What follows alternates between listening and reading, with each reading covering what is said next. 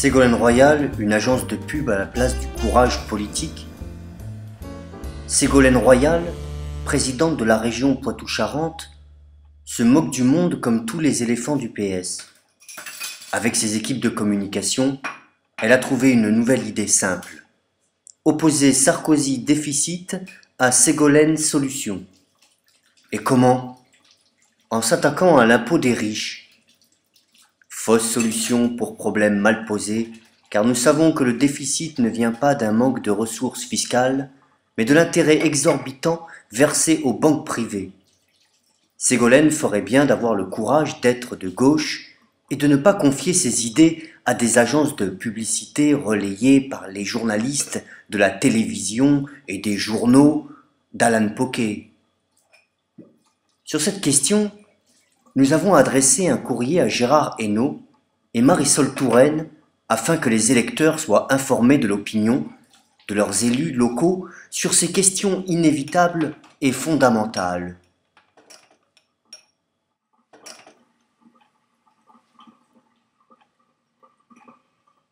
Question à Gérard Hainaut et Marisol Touraine. Gérard Hainaut, maire de Ferrières-Larsan, conseiller général. Marisol Touraine, députée maire de Montbazon, conseillère générale. Madame la députée, monsieur le conseiller général, j'ai une question essentielle à vous poser. Comme vous, sans doute, je me sens très concerné par la dégradation des conditions de vie sur notre planète. Pourtant, en dépit des bonnes intentions, et quelles que soient les mesures prises par les gouvernements sur ces trentaine d'années, la situation globale ne cesse de se détériorer. Déploiement d'une dynamique qui favorise la croissance d'îlots peuplés d'une élite cumulant fortune, pouvoir et privilèges, au milieu d'un océan grandissant de misère, d'injustice sociale, d'exclusion, bref de souffrance génératrice, de violence, sous toutes ses formes. Tout cela sur un fond de menaces écologiques pressantes. Comment expliquer une telle impuissance à une époque où, paradoxalement, l'humanité n'a jamais disposé d'autant de connaissances et de moyens technologiques? À vrai dire, la situation est purement absurde. Qu'il s'agisse de l'emploi, la santé, l'éducation, l'énergie, l'alimentation, etc. Nous n'avons pas une, mais un vaste choix de solutions possibles. Sur quoi bute-t-on? Sur le manque d'argent qui permettrait de mettre en œuvre ces solutions. Car on ne meurt pas de faim faute de nourriture. On meurt de faim faute de l'argent qui permettrait d'y accéder. On ne meurt pas de maladie faute de médicaments. On meurt faute de pouvoir les acheter. On n'est pas au chômage faute d'emploi. On y est faute de pouvoir rémunérer le travail. Et ainsi de suite. L'argent aujourd'hui n'est plus limité comme avant par une quantité de matières précieuses. Il est totalement dématérialisé depuis 1971. Il est créé et ne prend existence que par simple inscription dans une comptabilité bancaire. Les seules limites sont les règles que la société se donne. Il y a peu de temps encore, avant le 3 janvier 1973, la Banque de France avait le droit d'émettre en faveur des collectivités, et en particulier de l'État, la monnaie nécessaire à financer leur développement. Ainsi, pas d'intérêt ruineux, puisque ces intérêts n'étaient dus qu'à la Banque de France et donc revenaient à l'ensemble de la collectivité au travers de sa banque nationale. Or, qui crée aujourd'hui cette monnaie dont nous avons collectivement tant besoin? Aussi incroyable que cela puisse paraître, ce sont les banques privées par le moyen du crédit. Que l'on puisse créer de l'argent à partir de rien sort tellement de nos schémas mentaux que nous refusons de le voir. D'autant plus que l'iceberg montre sa partie émergée. Ce qui est visible, c'est l'utilisation de l'épargne. Il semble, à l'évidence, que les banques prêtent aux uns les sommes épargnées par d'autres. Et c'est vrai en partie.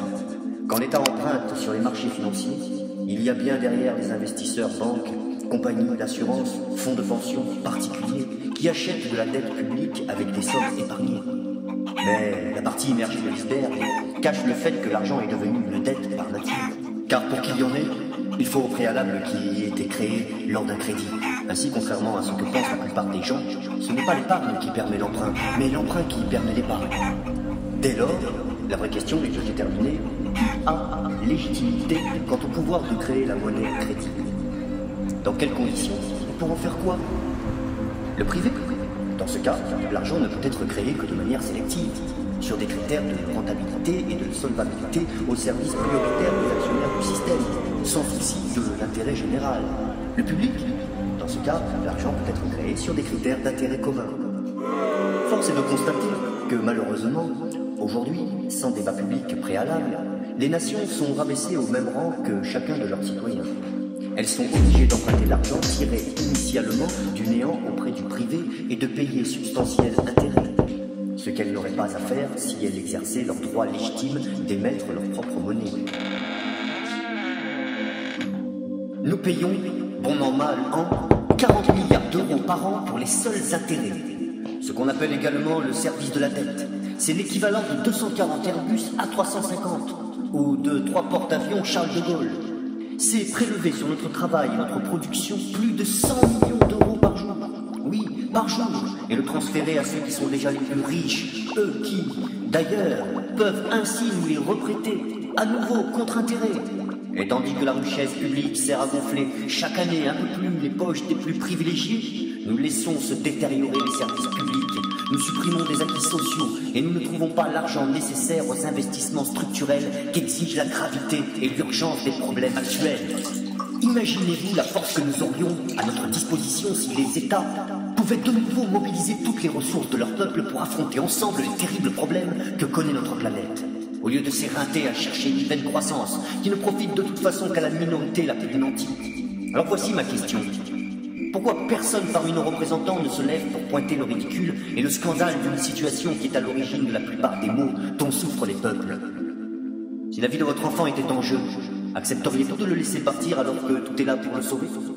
Eh bien oui, sa vie est en jeu ainsi que celle de tous les enfants de la Terre.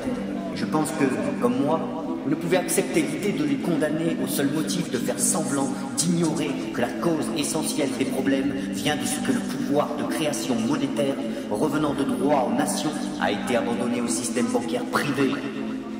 Je vous demande donc de me dire clairement quelle est votre position à ce sujet et ce que vous comptez faire concrètement pour que la création monétaire, au moins celle nécessaire à l'équipement et à l'investissement de la nation, de la France et d'autres pays, et qui n'est donc pas inflationniste, soit reprise au privé et rendue au public, comme le suggèrent plusieurs économistes, afin que nous puissions mettre en œuvre, sans frein, toutes les ressources humaines et technologiques dont nous disposons pour répondre aux défis de notre temps. Les systèmes que nous construisons sont à l'image de ce que nous voulons. Voulez-vous un monde inféodé aux intérêts de la finance privée? Ou un monde où vos enfants pourront vivre libres, en paix, et dans une suffisance heureuse au milieu de peuples solidaires? Les lois votées jusqu'à présent ont livré le monde aux banquiers. Si tel n'est pas votre choix, il faut en proposer d'autres.